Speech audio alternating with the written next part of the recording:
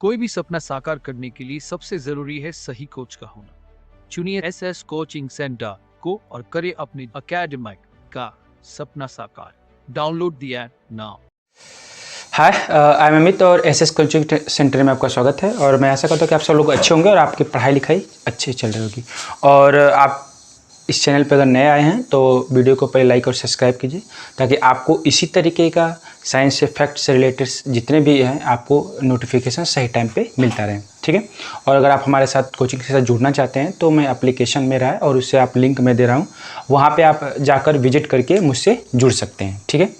तो आज हम आपके साथ एक सिस्टम की बात करने आए हुए जो कि बहुत ही अच्छा है और यह पूरी तरीके से इको फ्रेंडली है। ठीक है। आज हम सिस्टम वो है जिसका नाम है बायोगैस प्लांट।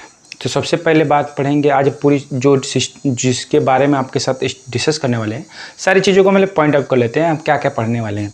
तो आज हम पढ़ेंगे बायोगैस क्या होता है, इसको कैसे बनाया जाता है, इसका स्ट्रक्चर कैसा होता है और इसका यूज कहाँ होता है और यह हमारे लिए कैसे उपयोगी है। ठीक है।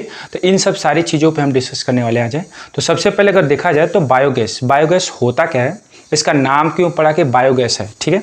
तो बायोगैस का मतलब ये होता है एक प्रकार से जैव गैस। बायो का मतलब होता है जैव और गैस का मतलब तो गैस ही होता है, यानी कि जैव गैस। इसी को हिंदी अगर देखा जाए तो बायोगैस को हिंदी में क्या कहते हैं, जैव गैस। इसका मतलब हम लोग अपने डेली लाइफ में जो भी अपशिष्ट पदार्थ जैसे सब्जी हो गया, सड़े गले पदार्थ हो गए और पशुओं का जो गोबर होता है, ये जब ऑक्सीजन की अनुपस्थिति में जो भी होता है, जब इनका अपघटन किया जाता है तो एक गैस निकलती है जिसी को हम लोग क्या कहते हैं, बायोगैस कहते हैं। सभी लोग अधिकतर लोग तो सभी लोग गांव से ही होंगे, कुछ शहर के लोग उनको भी पता होगा। हम लोग सब्जी हैं, फल फ्रूट्स जो भी खाते हैं, अनाज होते हैं, इनको क्या कहते हैं, वेस्ट कर देते हैं, अपशिष्ट पदार्थ होता है। और जो गाय के जो गोबर होते हैं, जो पशु के जो कोई सा भी पशु लोग, गाय भैंस बकरी जो भी होता है, उनका जो गोबर निकलता है वो भी क्या होता है कि वो भी अपघटित हो जाता है।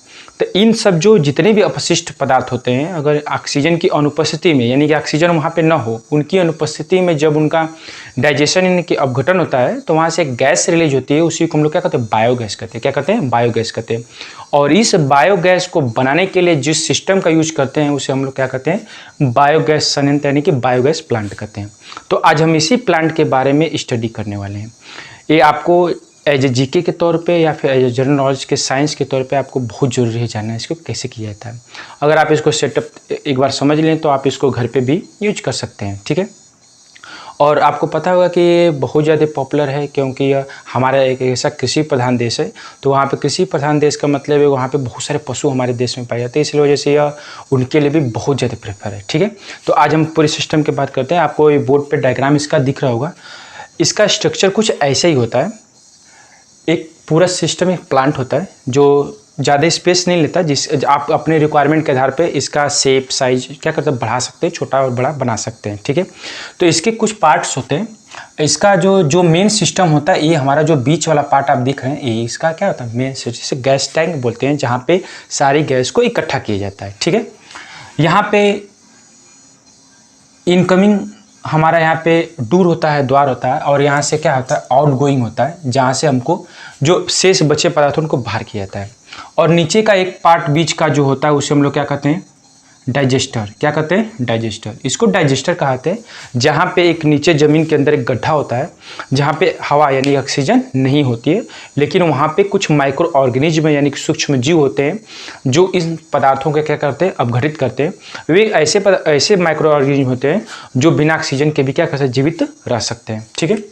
तो सबसे यहाँ पे जो इनपुट होता है, यहाँ से हम लोग जो मिश्रित टैंक भी यहाँ पे होता है। इस मिश्रित टैंक का मतलब होता है कि हम लोग एक स्लरी बनाते हैं। स्लरी का मतलब होता है कि जो अपशिष्ट पदार्थ यानी कि गोबर, इसको गोबर और प्लस पानी का मिक्स किया जाता है। इसको गोबर गैस के भी नाम से भी जाना जाता है क्योंकि मेनली ये गोबर से, इसका जो मेन कंपोनेंट क्या होता है, गोबर ही होता है, इसलिए इसका गोबर गैस प्लांट भी कहा जाता है। तो इसमें गोबर और प्लस पानी के मिश्रण को टैंक में डाला जाता है।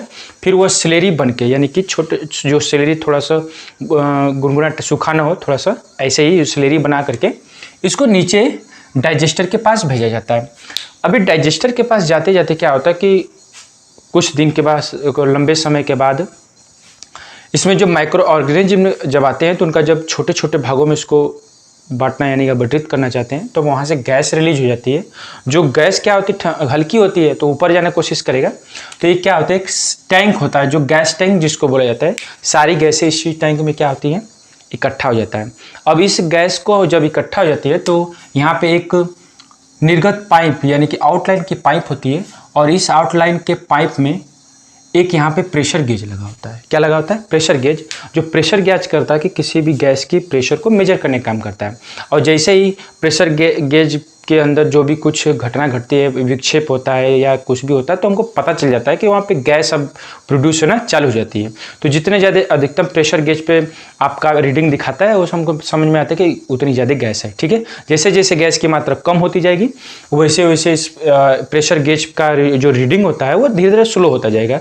तब हम क्या करेंगे, फिर अलग से हम लोग स्लरी डालना चालू करेंगे ताकि गैस का प्रोडक्शन ज़्यादा हो। फिर यहाँ से जब गैस रिलीज हो जाती है तो हम जो अपशिष्ट पदार्थ इसका बचता है, इसको हम लोग आउटगोइंग यानी कि बाहर वाले पाइप से इसको बाहर निकाला जाता है। और इस जो अपशिष्ट पदार्थ जो हमारा बाहर निकलता है उसको हम लोग खाद के रूप में यूज कर लेते हैं, क्योंकि जो यहाँ से छोटे छोटे जो माइक्रो ऑर्गेनिज्म द्वारा जो अपघटित कर दिया जाता है वो उसमें नाइट्रोजन और फास्फोरस की मात्रा बहुत अच्छी तरीके से होती है, जिसका यूज हम लोग खेतों में खाद की तरह से यूज कर सकते हैं। ठीक है, तो ये हो गया पूरा बायोगैस बनने का सिस्टम। बायोगैस इसी तरीके से बनाई जाती है। एक बार फिर से इसको रिव्यू कर लेते हैं।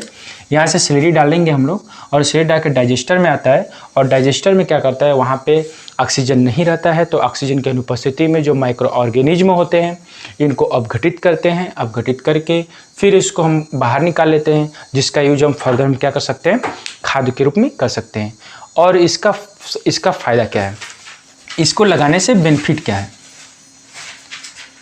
सबसे पहली बेनिफिट है कि पूरी तरीके से इको फ्रेंडली है, यानी कि इसके यूज से किसी भी प्रकार का इन्वायरमेंट में कोई भी प्रदूषण नहीं फैलता है। और ये पूरी तरीके से रिसाइकिल है। रिसाइकिल का मतलब है कि यहाँ से हम गाय का गोबर लेकर आए, फिर इसको यूज़ किए, और जो पदार्थ है उसको फिर हमने फर्दर खाद के रूप में यूज कर लिया। तो इसका मतलब इसमें किसी भी प्रकार का अवशेष नहीं बचता है। ये पूरी तरीके से इको फ्रेंडली है, तो प्रदूषण का कोई मतलब ही नहीं बनता है। ठीक है, इसका सबसे बड़ा फ़ायदा ये होता है। ठीक है, और दूसरी चीज़ ये है कि इसका उपयोग हम लोग घरों में भोजन बनाने के लिए और ईंधन के रूप में यानी कि गैस के यूज में कर सकते हैं। और इसका हम लोग प्रकाश के रूप में, क्योंकि इसका प्रकाश के रूप में हम लोग क्या कर सकते हैं, यूज कर सकते हैं। ठीक है, और इसका हम लोग पावर जनरेशन में भी हम लोग क्या कर सकते हैं, यूज कर सकते हैं। पावर जनरेशन में भी हम इसका यूज कर सकते हैं। ठीक है, तो ये था बायोगैस प्लांट के बारे में कुछ जानकारियाँ। ठीक है, तो अगर आपको अच्छा लगे है तो चैनल को लाइक और सब्सक्राइब करें, और अपने दोस्तों को भी शेयर करें, ताकि इसी तरीके का आपको चैनल में नोटिफिकेशन मिलता रहे। ठीक है, और थैंक यू।